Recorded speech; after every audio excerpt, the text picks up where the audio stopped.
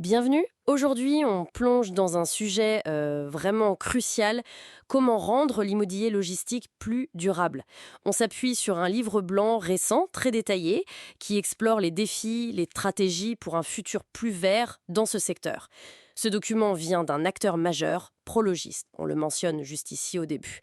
Notre but, extraire les points clés, comprendre les enjeux, énergie, environnement, et puis découvrir les solutions innovantes qui sont proposées. Alors on décortique ça ensemble. Absolument. Et il faut voir que le secteur logistique, il pèse lourd. On parle de 8% des émissions mondiales de gaz à effet de serre.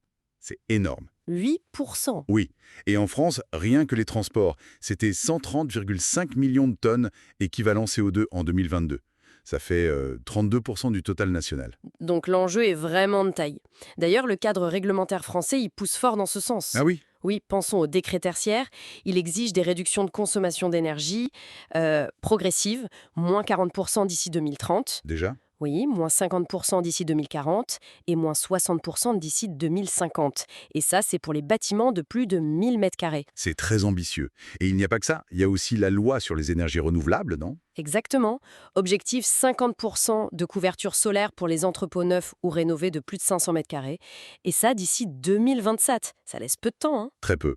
Ça met une vraie pression. Alors, face à tout ça, comment les acteurs, et en particulier celui dont on étudie le livre blanc, comment ils réagissent? Quelle est l'approche? Alors, l'approche décrite, elle est clairement tournée vers l'action.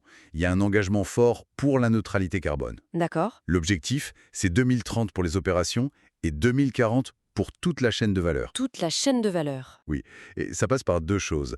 Rénover l'existant et bien sûr, concevoir les nouveaux projets de façon durable dès le départ. Concrètement, ça veut dire plusieurs choses. D'abord, les certifications. Hmm. Ils lisent systématiquement des standards élevés. On parle de BREEAM, niveau Very Good, minimum pour le neuf. C'est une certification britannique assez connue. Oui, très exigeante. Voilà. Mais aussi ISO 14001 pour le management environnemental, Biodiversity OI pour les biodiversités sur le site. Ah, intéressant ça, la biodiversité. Oui. Et même WELL qui se concentre sur le bien-être des occupants, des gens qui travaillaient là. Donc on voit bien que ça dépasse la simple question de l'énergie. C'est l'impact global, y compris l'humain, la nature, une vision assez large en fait. Exactement. Ensuite, il y a la décarbonation plus directe, remplacement systématique de l'éclairage par des LED. Le livre blanc dit que 90% du parc mentionné était déjà équipé. 90%, c'est énorme. C'est un gros effort déjà réalisé. Et puis, le passage progressif du chauffage au gaz vers les pompes à chaleur. La transition énergétique classique en somme. Oui, quitte à utiliser des systèmes hybrides si le réseau électrique local, il est un peu limité pour l'instant. D'accord, une approche pragmatique. Tout à fait. Et enfin, la gestion intelligente. La fameuse GTB, gestion technique des bâtiments. Ah oui, la GTB. Grâce aux objets connectés, l'IoT, on peut suivre et optimiser en temps réel l'éclairage, le chauffage. L'objectif affiché, c'est entre 20 et 40% d'économie d'énergie. 20 à 40%, juste avec la gestion. C'est considérable. Oui, juste avec cette gestion fine. Mais alors, ce qui me frappe aussi dans ce que vous décrivez, c'est que ça ne s'arrête pas au mur de l'entrepôt, ça va plus loin, n'est-ce pas? Tout à fait. C'est un point important. Le livre blanc parle d'une offre de solutions sur mesure. Solution sur mesure. C'est-à-dire? Ça veut dire que le propriétaire, le bailleur, il ne se contente plus de louer un espace. Il propose des services en plus. Ah, comme quoi par exemple? Par exemple, l'aide à l'équipement de l'entrepôt, l'optimisation énergétique, via le solaire notamment, l'installation de bornes de recharge pour les véhicules électriques, La mobilité, oui. et même la formation des équipes du locataire aux enjeux énergétiques, aux bons gestes. Le bailleur devient un peu un partenaire en solutions durables. C'est une vraie évolution du métier de bailleur, ça. Très intéressant. Et j'imagine que la technologie, elle est partout là-dedans. Données, IA. Elle est essentielle, fondamentale. La data, via l'IoT, permet ce suivi fin dont on parlait. Oui. Mais l'IA, l'intelligence artificielle, elle va plus loin. Elle est utilisée pour l'analyse prédictive. C'est-à-dire? Par exemple, elle peut aider à choisir les meilleurs matériaux en amont d'un projet, ou alors tester virtuellement l'impact de différentes rénovations grâce à des jumeaux numériques, des modèles digitaux des bâtiments en fait. Des simulations très poussées, donc. Exactement. D'ailleurs, le document mentionne le recrutement de data scientists pour accompagner tout ça. Logique. Et l'innovation, elle touche aussi les matériaux eux-mêmes, j'imagine. Oui, absolument.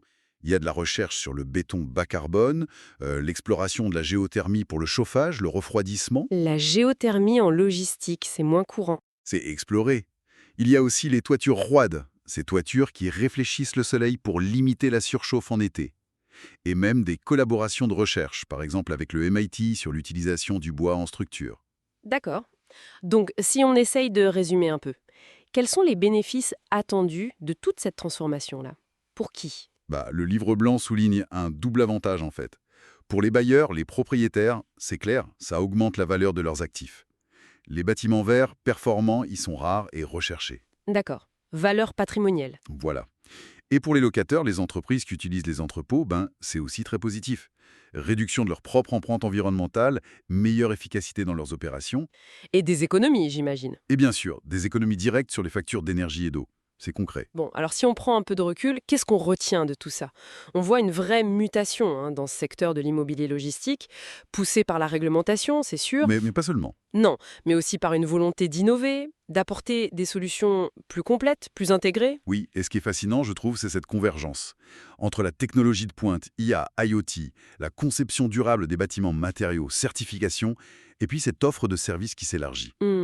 L'objectif, il est double. Répondre à l'urgence environnementale, bien sûr, mais aussi créer de la valeur économique. Une valeur partagée. Et comme souvent, quand on explore un sujet en profondeur, ça ouvre une nouvelle question pour aller plus loin, pour réfléchir. Oui, tout à fait. Une question qui me semble essentielle, c'est humain.